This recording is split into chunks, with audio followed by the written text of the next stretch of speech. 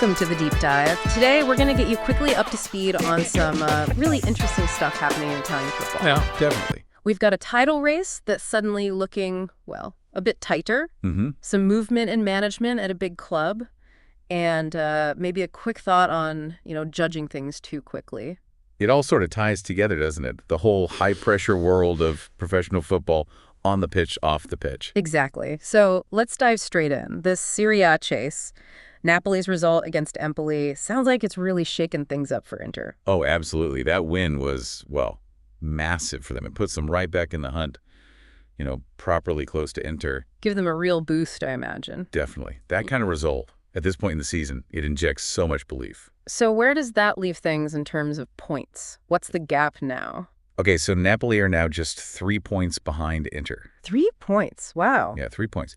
That's basically one bad result away from being level. The pressure is seriously on Inter now. And I heard something about the remaining fixtures.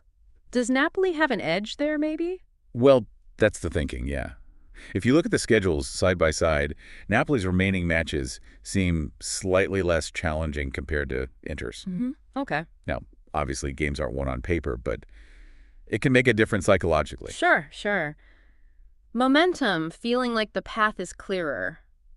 That counts for a lot, doesn't it? It really does, especially heading into these final tense weeks. So for anyone following the league, it sets up a potentially very exciting finish. Definitely one to watch. Right, let's switch focus a bit. AC Milan sounds like there's some activity in the boardroom. A new sporting director. That's right. Yeah, they're in the process of picking someone for that role.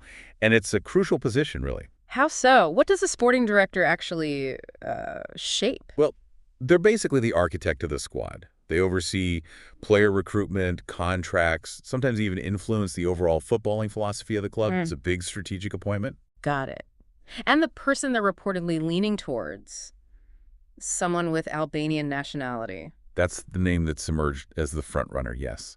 It's an interesting potential move for a club like Milan. These behind-the-scenes decisions, they might not make headlines like a big transfer, but they can really set the direction for years to come. It's quite significant. Shows how global the game is too, doesn't it? Finding talent everywhere, on and off the field. Okay, finally, this slightly different angle, this idea about maybe being too quick with the moral judgments. Yeah, it was just a sort of commentary piece suggesting that maybe rushing to moralize everything can be a bit unhelpful sometimes. How does that apply, say, in football? Well, think about players, Yeah. managers. They're under intense scrutiny, right? Every single action, every word often gets put under this immediate moral lens. Yeah, you see that all the time online. Exactly. And the point was, maybe sometimes that intense, instant judgment overlooks the pressures, the complexities, the heat of the moment stuff. So the suggestion is a bit more nuance, less knee-jerk reaction. Kind of, yeah. Perhaps just pausing to consider the context before jumping to a strong moral conclusion.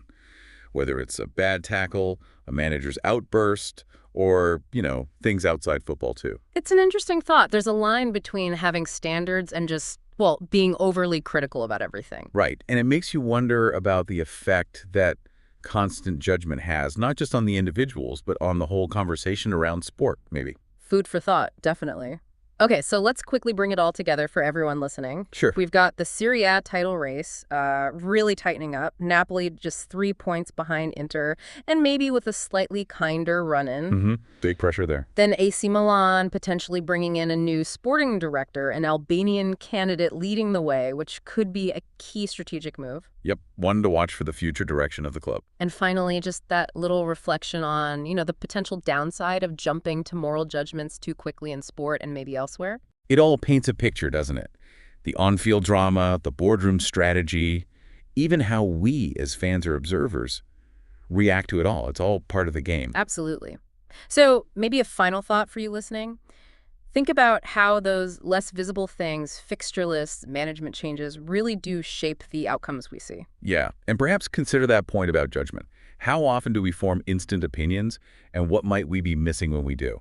Great points. Thanks for joining us for this deep dive.